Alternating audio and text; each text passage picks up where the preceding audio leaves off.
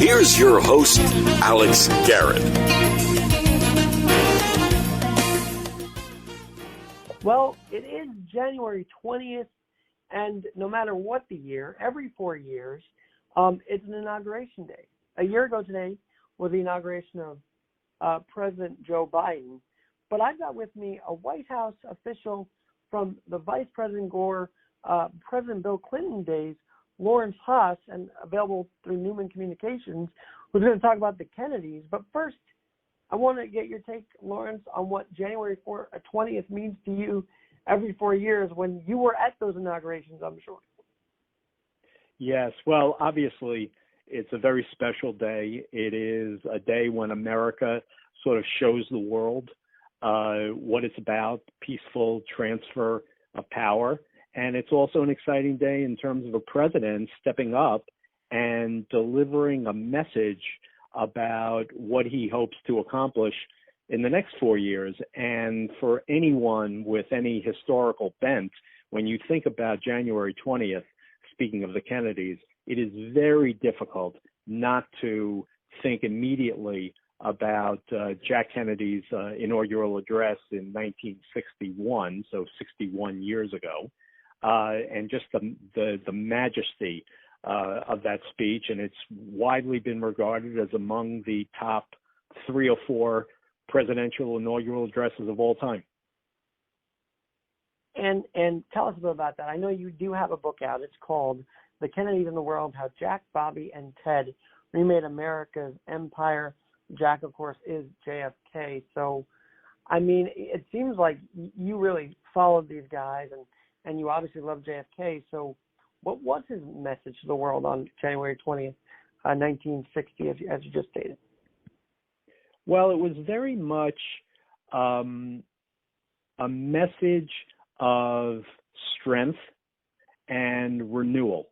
It was virtually entirely on foreign policy. He only had 2 words of domestic policy, and he slipped them in at the end at the advice of one of his top aides, just so that there literally was, he didn't want to have literally no mention of domestic affairs. But it was all about the challenges that America faced in a bipolar world in which the United States and its promotion of freedom and democracy was competing around the world for loyalty from hundreds of millions of people across the developing world with, Soviet communism and authoritarianism. And it was very much a renewal in the sense of we will do what we need to do to make sure that freedom, that liberty, as he described it, or as he called it, and democracy would prevail in the end, would be sustained. And he called on countries of the world to join him. He called on the American people. Ask not what your country can do for you. Ask what you can do for your country. So it was very much a rallying cry for all of us to do what we needed to do to sustain the very special freedom and democracy that we have enjoyed here for more than 2 centuries. Well, Lawrence, you were in the White House, so after watching that speech, I'm sure, over and over, and then actually being in the White House, first of all, what was your role, and what was that experience like, having pretty much observed history right up to that point, till getting into the White House? So I was in the White House from basically the middle of 1994 through the end of 1998. So I came into the Clinton administration about a year and a half in. I was first the communications director at the Office of Management and Budget, the White House budget office in essence. And then after about 3.5 years of that, then I was Vice President Gore's communications director for a year. So, it was a combination of a lot of internal work, a lot of writing, a lot of editing, a lot of speaking to the media, broadcast, TV, radio, print, and explaining and promoting the president's, and when I went to Gore, the vice president's views and agenda and platform. In terms of what it's like, it's extremely hard work. You're drinking from a fire hose all day long, and it's one crisis after another, and has nothing to do with which president it is. That's just the way it is in the White House when there's so much attention on the president and the vice president. So it's extremely hard, and that's why you see people leaving after a year, 2 years, 3 years. I actually wound up staying a long time. I mean, it was 4.5 years. But well, you saw a lot in those 4.5 years for sure. And one of those moments, because I feel like we've lost bipartisanship, maybe you can speak to this, was, I'm 30, but my dad, and I hear a history over and over again about how Clinton and Newt made it work, speaker and president in '96. I feel like that was the clutch moment for the Clinton administration, wasn't it? It was among the key moments, and it came after a lot of fighting between Clinton and, as you say, House Speaker Newt Gingrich and the Republicans that he controlled. After the 1994 elections, Republicans got control of both the House and Senate at the same time for the first time in 4 decades. So this was a real revolution. The first, year and a half, there was a lot of combat and not too much accomplished. But eventually, Clinton and Gingrich and Senate Majority Leader Bob Dole and others came together. And if you look at the period between '96 and the end of the Clinton presidency, there was an awful lot of bipartisan achievement, even while the two parties and all of these principal players had dramatically different views. But, bipartisan compromise is that you give something to get something. And I remember being in the White House at those moments of great achievement, and it's an extraordinary, you asked me, what is it like to actually be in there? You really get a strong sense of history, and when there's an achievement, it is an extraordinary high. I mean, I was in the Oval Office when Clinton was celebrating certain things, or when we were briefing him about certain things, and I never walked into the Oval Office and did not have an out-of-body experience, like sort of looking around, seeing the eagle, the bald eagle that's carved into the ceiling, and thinking to myself, what in the world am I doing here? How fortunate I am. So it's a great thing. Well, where are we today? Because I feel like a year into Biden, there is a lot of division, isn't there? And they say bipartisanship, but that's only a few Republicans. It's not the same as it was in the 90s. And maybe you can speak to that for a second. No, it is not the same as it was in the 1990s. I don't think it's completely gone, but there's no question that it's less common, and the divisions between the parties are deeper, and it's for all sorts of reasons, having to do with politics, having to do with 24/7 cable TV, having to do with social media, and all of the rest. There are just more opportunities for sharp division to be enunciated, but it's not completely gone.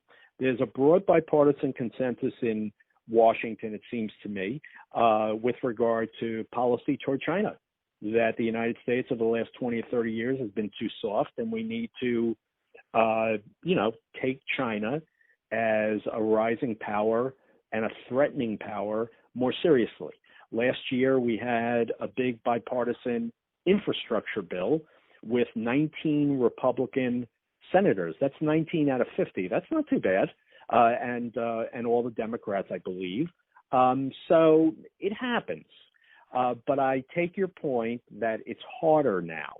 And for things that we should be able to find bipartisan achievement on, like voting rights, for instance, the parties are pretty far apart. And, the Biden effort on voting rights was defeated in the Senate just yesterday. It's a very interesting dynamic in that Senate right now. Would the filibuster being gone have made a huge difference? I don't know. I feel like it's a stopgap to make sure nothing far extreme happens. Am I wrong on that? That the filibuster does stop extreme bills from getting through the Senate? Yes, and in fact, you're right by way of history. And the Senate itself was set up to play a role of specifically making sure that wild, radical stuff did not get enacted. Because after all, House members are elected every 2 years. They are hypersensitive about the views of their constituents. If we were to go through a period where people believed radical things and we took quick action, like they do in parliamentary systems, for instance, and then it quickly got enacted into law, we would come to regret it. And we haven't had too many of those situations. We have prohibition, where it was enacted and then unenacted in essence, but we haven't had too many of those. The Senate is set up so that every senator runs every 6 years. So the idea being that they can sort of step back and take a more reasoned approach and be a little bit removed from the day-to-day fluctuations in public opinion and, kind of wild, radical flavor of the day proposals that might come through from the House. Now, the filibuster is an additional measure. And the tradition of the Senate is that we really need to come together across party lines to do things. And in an era where one party does not have 60 votes, the minority party can block it by, in essence, an unofficial filibuster.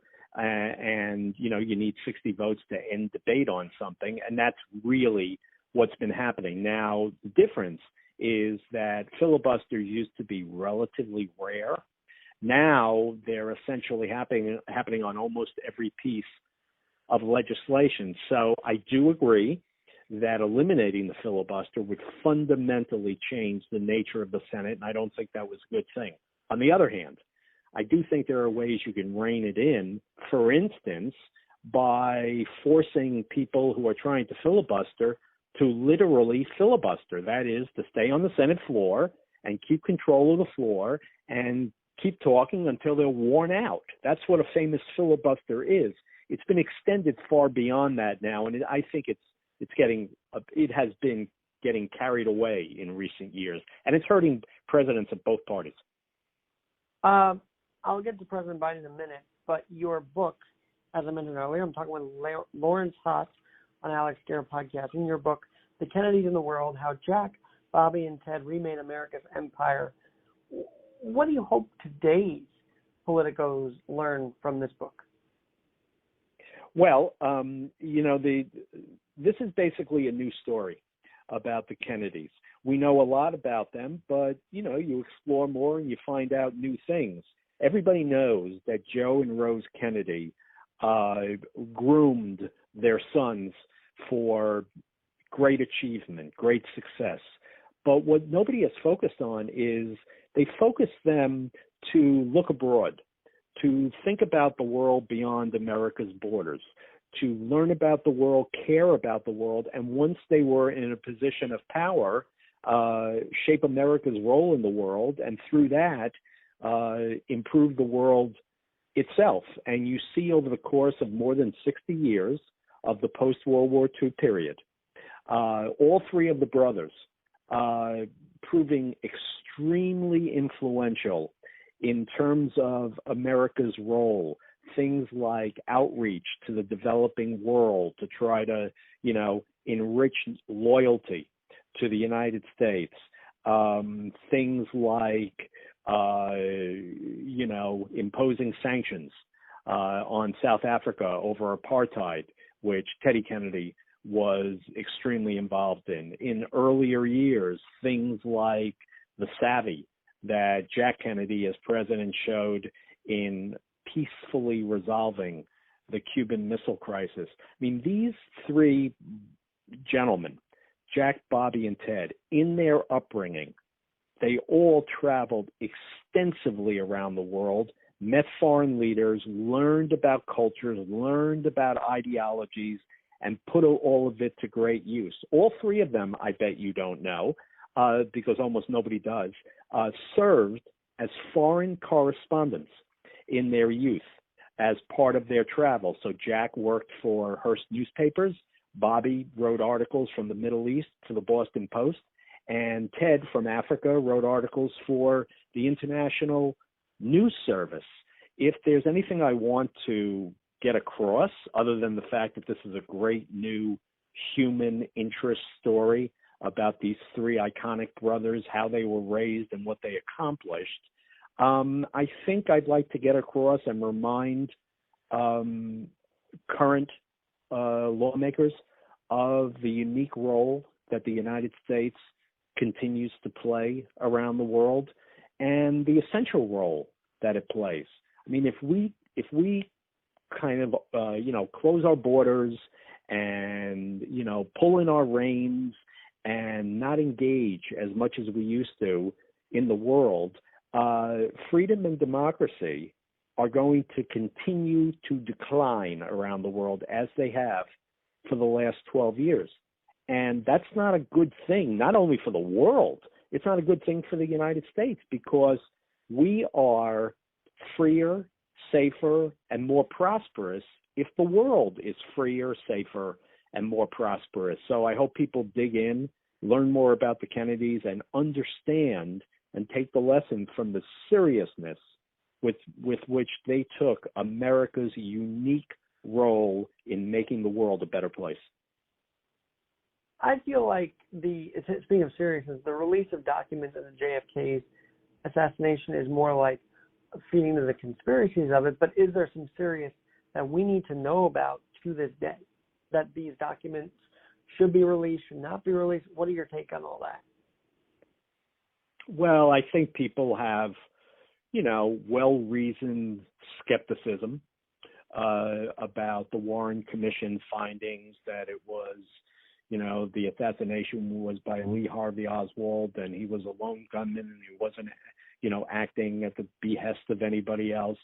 On the other hand, very serious scholars have looked at this and have written very extensive, reasoned books in which they have come to the conclusion that it really was Lee Harvey Oswald and he really did act alone. So, the issue has been looked at extensively. I can tell you that Bobby and Ted Kennedy both were skeptical of the Warren Commission report, particularly Bobby. So, yes, the more documents are released, the more we learn about any issue. So I tend to be, in favor of more public access rather than less. Whether we will learn the definitive answer to the question, who exactly ordered the murder of JFK? Was it a lone gunman? Was it a conspiracy? Was it inside the government? Was it the mafia? Was it Fidel Castro? I don't know if we'll ever learn the answer to that question, but to the extent that there are documents, and more documents get released over time for any presidency. But the more that documents are released, certainly the more that we'll learn, and whether we learn anything really explosive, only time will tell. Lawrence Haas is my guest. All right. Kennedy Democrats, I feel like, are mourning today's Democrats, and I don't know. It doesn't seem like today's Democratic Party is following the way or the torch that Kennedy sort of lit when he was president. Well, I believe that it was maybe Mark Twain who said, it was Will Rogers who said, I don't belong to any organized political party. I'm a Democrat. So that goes back to the 19th century. So divisions among Democrats are not a new thing. It is true that the Democratic Party does not seem to have the energy, the spirit, the unity of, the Jack Kennedy years, but you have to sort of take that apart a little bit and look at it. Yes, it's true that he could rally Democrats, and in particular people like LBJ, who obviously succeeded Kennedy, could rally the party for things. But having said that, it was a much different time. The Democratic Party had very serious Southern longtime lawmakers who were opposed to many measures of social progress, and yet at the same time, the Republican Party was very diverse. There were a lot of Northeastern moderate Republicans, and they would vote for Democratic legislation. The difference in the Republican Party is that they stand in lockstep these days to virtually anything that a Democratic president wants to do, with just these rare exceptions like the infrastructure bill last year. So Jack had his challenges with Southern Democrats, and the current Democratic President Biden has got his challenges with a very active and somewhat angry progressive wing of the Democratic Party. He's a moderate, and he ran as a moderate, and if there's anything that I think he has done, which is an overriding mistake, it's that he's listened a little bit too much to the progressives, because they are talking about making transformative change, creating a new America. And when people in 2020 voted for Joe Biden, they did not vote for transformative change. They voted for normalcy after the nuttiness of the Trump 4 years. So I think he's misread public opinion on that a little bit, and I think that partly explains some of the troubles he's having.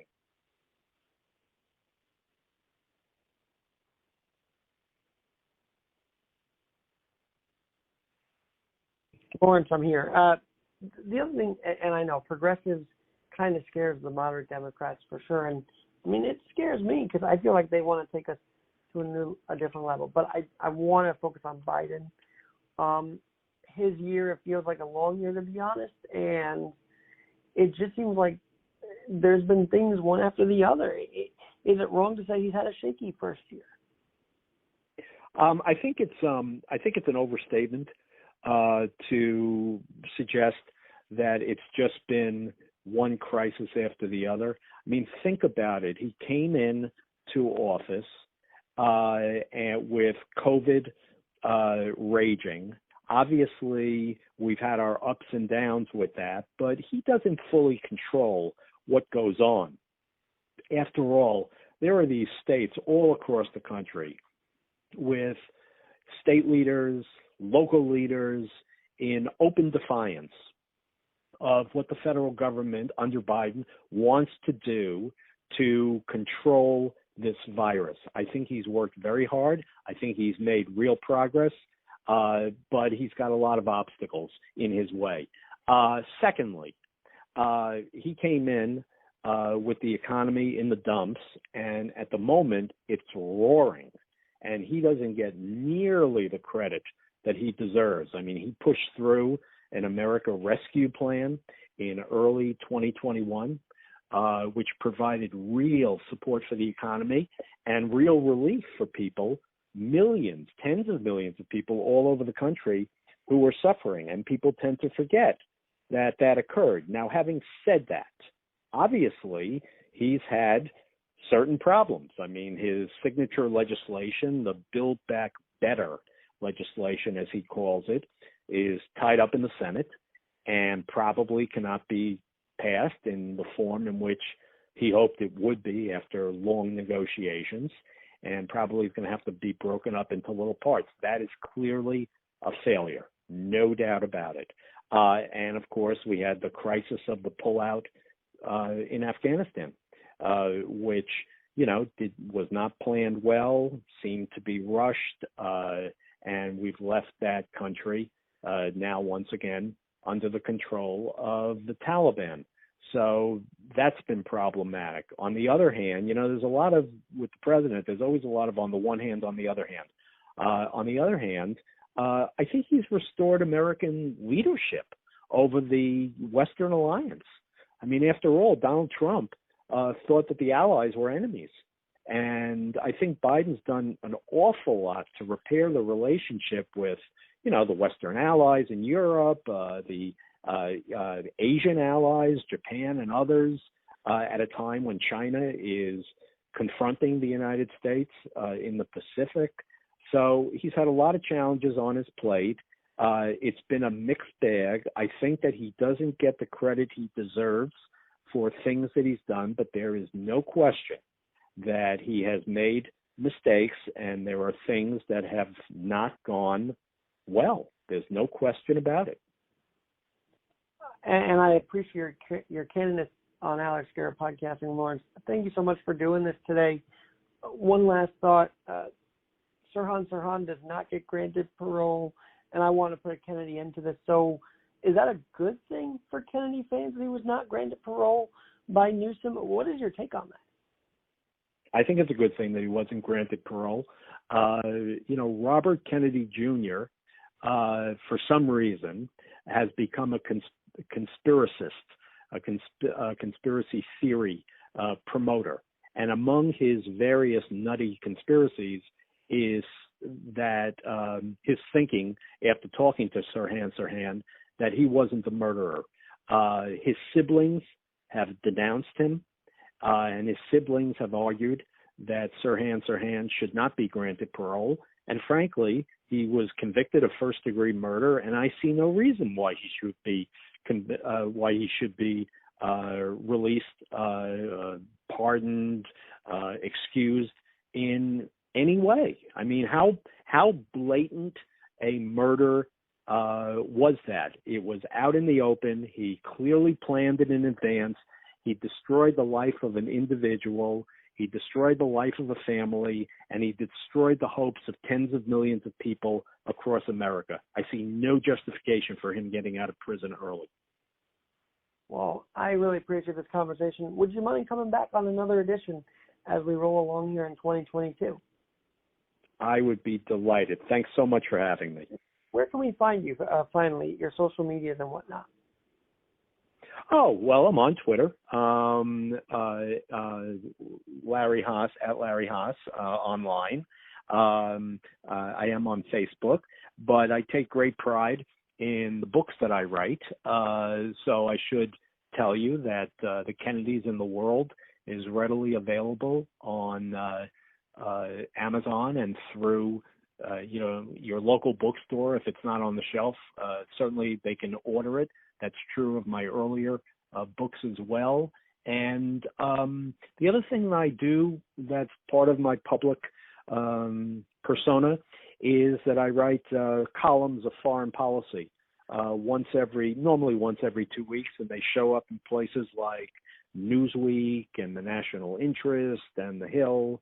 So I'm out there doing that regularly while I'm researching and writing books of American history, largely in the post-World War II period and largely about America's role in the world.